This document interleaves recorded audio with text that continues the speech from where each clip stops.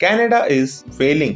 ऐसा मैं नहीं बल्कि कनाडा के लोगों ने ही बोलना शुरू कर दिया है। पिछले कुछ सालों में कनाडा कई बड़ी प्रॉब्लम्स से घिर चुका है। उसकी एक सेफ और स्टेबल कंट्री होने की रेपुटेशन को भी नुकसान हुआ है। साथ ही उसके निवासियों की इनकम और स्टैंडर्ड ऑफ लिविंग में साल दर साल गिरावट देखी जा रही है। महंगाई चरम पर है और इसका असर कनाडा की इकोनॉमी पर भी दिखने लगा है। एग्जाम्पल दूं तो OECD देशों में रिपोर्ट्स के मुताबिक अगले 30 सालों में कनाडा की इकोनॉमी सबसे स्लो रेट पे बढ़ेगी। और जैसे ये कम था तो कनाडा का पड़ोसी USA मजे मजे में ही उसे अपना हिस्सा बता दे रहा है। और इस सब की वजह से कनाडा के लोगों में मौजूदा गवर्नमेंट को लेकर गुस्सा बढ़ता जा रहा है। मेन निशाने पर हैं 6 जनवरी 2025 को ही रिजाइन कर चुके कनाडा के फॉर्मर PM जस्टिन ट्रूडो, क्योंकि आज कनाडा की आधी से ज्यादा प्रॉब्लम्स के लिए उन्हें ही जिम्मेदार माना जा रहा है। अब ट्रूडो महाशय की खराब गवर्नेंस कनाडा और उसकी इकोनॉमी के लिए क्यों इतनी खराब रही और कैसे कनाडा के लिए आगे भी चीजें आसान नहीं होने वाली हैं, सब जानेंगे इस वीडियो में। बस लाइक करना मत भूलना। Chapter 1, internal failures. कनाडा दुनिया के सबसे डेवलप्ड देशों में से एक माना जाता है, जहां उसकी इकोनॉमी दुनिया की 9वीं सबसे बड़ी इकोनॉमी है। तो साहब, प्रॉब्लम क्या है? आज कनाडा में ड्रग एडिक्ट्स की संख्या लगातार बढ़ती जा रही है। खुद का घर खरीदना मुश्किल हो चुका है, जहां यहाँ के बड़े बड़े शहरों में लोगों को टेंट्स में रहना पड़ रहा है। जॉब्स कम हो रही हैं, वहीं क्राइम दिन ब दिन बढ़ रहा है, एक्सेट्रा एक्सेट्रा। तो प्रॉब्लम तो कई सारी हैं, पर मित्रों कनाडा में ये प्रॉब्लम्स रातों रात नहीं आई हैं। शुरू से शुरू करें तो कनाडा दुनिया का दूसरा सबसे बड़ा देश है, पर उसकी ज्योग्राफी के मुकाबले उसकी पॉपुलेशन काफी कम, लगभग 4 करोड़ ही है। ऊपर से कनाडा एक नेचुरल रिसोर्स रिच देश भी है, जहां अकेले कनाडा के पास लगभग $33 ट्रिलियन के नेचुरल रिसोर्सेज हैं। और इन सब फैक्टर्स की वजह से कनाडा तेजी से ग्रो और डेवलप कर पाया। पर इसी सब में एक इशू भी है।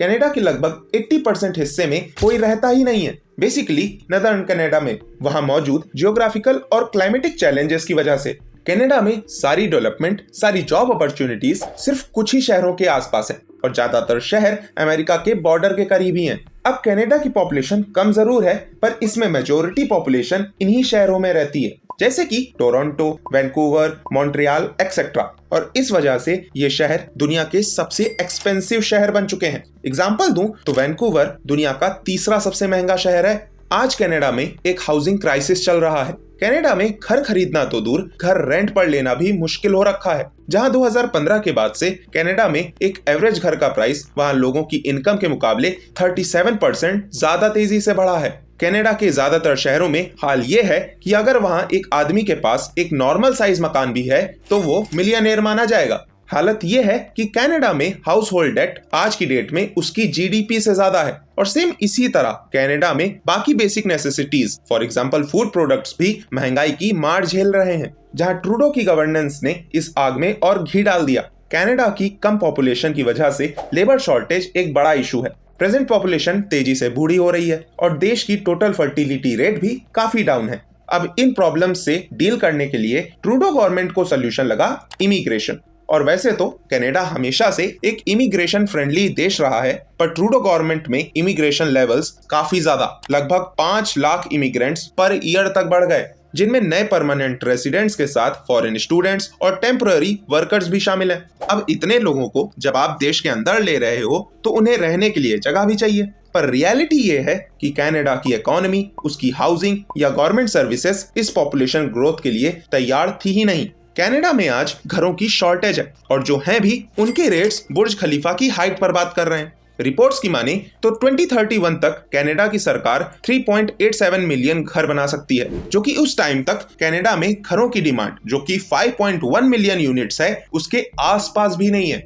इसके अलावा कनाडा की इकोनॉमी का भी बुरा टाइम चल रहा है। ट्रूडो जी के आने से पहले कनाडा और उसके पड़ोसी USA की GDP ग्रोथ आसपास ही थी, पर आज इसमें काफी ज्यादा गैप आ चुका है। कनाडा की इकोनॉमी बेसिकली उसके नेचुरल रिसोर्सेज और महंगे रियल एस्टेट सेक्टर के अराउंड ही घूमती है। वहां का मैन्युफैक्चरिंग सेक्टर अभी भी रिकवर कर रहा है। साथ ही कनाडा में ज्यादा कोई बड़ी ग्लोबल कंपनीज भी नहीं है, जिसकी वजह से इन इंडस्ट्रीज के बाहर कनाडा में जरूरत जितनी well paid white collar jobs नहीं है, जहां उसके एजुकेटेड मिडिल क्लास वर्कर्स काम कर सके। और इसका असर न सिर्फ कैनेडियंस पर बल्कि वहां बसने की उम्मीद से आए इमिग्रेंट्स पर भी हो रहा है। ऊपर से कनाडा में क्राइम रेट्स और ड्रग यूसेज भी काफी ज्यादा बढ़ रहा है। खालिस्तानी एक्सट्रीमिज्म भी चरम पे है, जो न सिर्फ भारत विरोधी है बल्कि वहां रह रहे कैनेडियंस के लिए भी प्रॉब्लम बन चुका है। पर ट्रूडो शुरुआत से ही इस चीज पर एक्शन लेने से बचते रहे। जस्टिन ट्रूडो का कार्यकाल कई स्कैंडल्स की भेंट भी चढ़ा, for example black face controversy, SNC Lavalin scandal etcetera. साथ ही ट्रकर्स प्रोटेस्ट जैसे बड़े प्रोटेस्ट से जिस तरह ट्रूडो ने डील किया, उससे उनकी इमेज खराब होती चली गई। एज अ रिजल्ट कनाडा में 2015 के दौरान जहां उनकी अप्रूवल रेटिंग 65% थी, वो 2024 आते आते मात्र 22% ही रह गई। तो ओवरऑल ट्रूडो जी से भारी मिस्टेक तो हुई। पर मित्रों, पीएम ट्रूडो के राज में कनाडा के लिए सिर्फ इंटरनल प्रॉब्लम्स ही नहीं बढ़ी। Chapter 2 external failures. अच्छा, वो स्कैंडल वाली बात याद है? ट्रूडो सरकार में ये सिर्फ डोमेस्टिक लेवल पर ही नहीं हुए। कैनेडियन एजेंसी CSIS की रिपोर्ट ने ये खुलासा किया कि 2019 और 2021 के कैनेडियन जनरल इलेक्शंस में चाइना ने सीक्रेटली इंटरफियर किया, जहां उनकी सरकार पर यह आरोप लगे कि वो भी इस सब में शामिल थी। जहां बाद में वो दोनों ही इलेक्शंस जीतने वाले जस्टिन ट्रूडो ने ये माना भी कि चाइना ने इंटरफेरेंस की थी, पर उनके मुताबिक उसका कुछ ज्यादा इम्पैक्ट हुआ नहीं और वे इलेक्शंस फ्री एंड फेयर ही थे। अब इलेक्शन पे इम्पैक्ट पड़ा कि नहीं ये तो पता नहीं, पर इस सब से ट्रूडो की जो इमेज ऑलरेडी खराब हो रही थी उस पर जरूर बुरा इम्पैक्ट पड़ा। अब जनता का तो विश्वास डगमगा ही रहा था ट्रूडो पर से, पर उनकी खुद की पार्टी में भी उनकी लीडरशिप पर सवाल उठने लगे। सो ऐसे में इस सब मामले से जनता का माइंड डाइवर्ट करने के लिए ट्रूडो ने भारत के साथ डिप्लोमेटिक वॉर छेड़ दी, खालिस्तानी निज्जर की मौत को लेकर, ताकि वहां की जनता का मौजूदा इकोनॉमिक इश्यूज, खराब पॉलिसीज और प्रॉब्लम्स से ध्यान हट जाए और ट्रूडो के कथित एक्सटर्नल थ्रेट पे शिफ्ट हो जाए और उससे जगने वाली नेशनल यूनिटी और पैट्रियोटिज्म का ट्रूडो फायदा उठा पाए और एज अ लीडर अपनी इमेज थोड़ी सुधार पाए।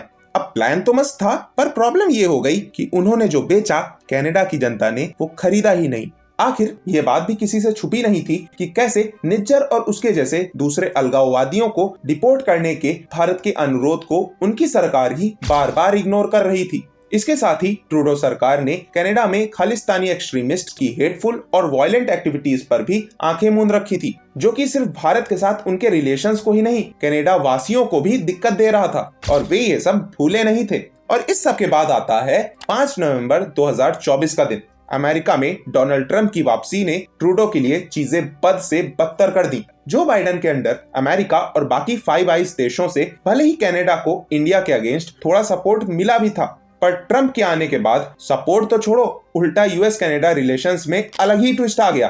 ट्रंप लगातार यूएस और कनाडा के ट्रेड डेफिसिट को कम करने के लिए कनाडा पर 25% टैरिफ लगाने की बात कर रहे हैं। इवन अब तो वे एक कदम और आगे जाकर कनाडा को यूएस का 51st स्टेट बनाने और जस्टिन ट्रूडो को उसका गवर्नर बनाने की पेशकश भी कर रहे हैं। अब अगर यूएस सच में कनाडा के एक्सपोर्ट्स पर 25% का टैरिफ लगा देता है तो कनाडा की इकोनॉमी को हैवी लॉस होगा और ट्रूडो एडमिनिस्ट्रेशन इसे काउंटर करने के लिए कोई ठोस कदम नहीं उठा पा रही है। और ये चीज कोई और नहीं बल्कि उनकी सरकार से इस्तीफा दे चुकी former deputy PM Chrystia Freeland ने अपने रेजिग्नेशन लेटर में कहा। साथ ही कनाडा में अपोजिशन में मौजूद कंजर्वेटिव पार्टी के लिए सपोर्ट भी बढ़ता जा रहा है। ऐसे में अपनी पार्टी और खुद की इमेज का डैमेज कंट्रोल करने के लिए पीएम पद से रिजाइन करना ही जस्टिन ट्रूडो को आखिरी रास्ता दिखा। जहां आज कनाडा में जस्टिन ट्रूडो की हालत क्या हो चुकी है, ये इस बात से भी पता चलता है कि जब उन्होंने रिजाइन किया तो कनाडा में कई लोग इस चीज को सेलिब्रेट कर रहे थे। पर क्या जस्टिन ट्रूडो के इस्तीफे से कनाडा की प्रॉब्लम्स खत्म हो जाएंगी? अब ये तो वक्त ही बताएगा। पर क्या तुम्हें पता है कि कनाडा जहां एक तरफ भारत से अपने रिश्ते खराब कर रहा है, वहीं भारत न सिर्फ कनाडा बल्कि जिस G7 ग्रुप का वो पार्ट है, आज उसकी कई बड़ी प्रॉब्लम्स को सॉल्व कर सकता है। अब वो कैसे, ये शायद जस्टिन ट्रूडो को तो पता नहीं, पर अगर तुम्हें जानना है तो इस वीडियो को देखो। बाकी मैं मिलता हूं तुमसे उसी वीडियो में। टिल देन सब्सक्राइब कर लो।